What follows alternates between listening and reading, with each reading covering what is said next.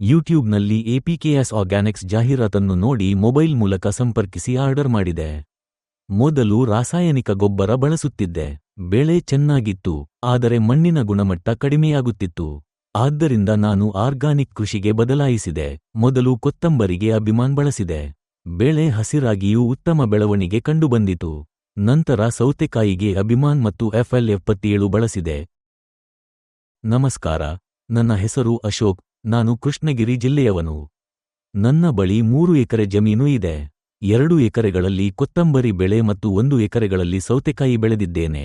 ಯೂಟ್ಯೂಬ್ನಲ್ಲಿ ಎಪಿಕೆಎಸ್ ಆರ್ಗ್ಯಾನಿಕ್ಸ್ ಜಾಹೀರಾತನ್ನು ನೋಡಿ ಮೊಬೈಲ್ ಮೂಲಕ ಸಂಪರ್ಕಿಸಿ ಆರ್ಡರ್ ಮಾಡಿದೆ.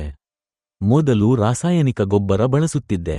ಬೆಳೆ ಚೆನ್ನಾಗಿತ್ತು, ಆದರೆ ಮಣ್ಣಿನ ಗುಣಮಟ್ಟ ಕಡಿಮೆಯಾಗುತ್ತಿತ್ತು. ಆದ್ದರಿಂದ ನಾನು ಆರ್ಗಾನಿಕ್ ಕೃಷಿಗೆ ಬದಲಾಯಿಸಿದೆ. ಮೊದಲು ಕೊತ್ತಂಬರಿಗೆ ಅಭಿಮಾನ್ ಬಳಸಿದೆ. ಬೆಳೆ ಹಸಿರಾಗಿಯೂ ಉತ್ತಮ ಬೆಳವಣಿಗೆ ಕಂಡುಬಂದಿತು. ನಂತರ ಸೌತೆಕಾಯಿಗೆ ಅಭಿಮಾನ್ ಮತ್ತು FL77 ಬಳಸಿದೆ. ಸೌತೆಕಾಯಿ ಉದ್ದವಾಗಿಯೂ ದಪ್ಪವಾಗಿಯೂ ಬೆಳೆದಿತು. ಹೂಗಳು ಮತ್ತು ಕಾಯಿಗಳು ಆರೋಗ್ಯಕರವಾಗಿದ್ದವು. ಬಿತ್ತಿದ 10ನೇ ದಿನ ಅಭಿಮಾನ್ ಬಳಸಿದೆ. 20ನೇ ದಿನ ಮತ್ತೆ ಬಳಸಿದೆ.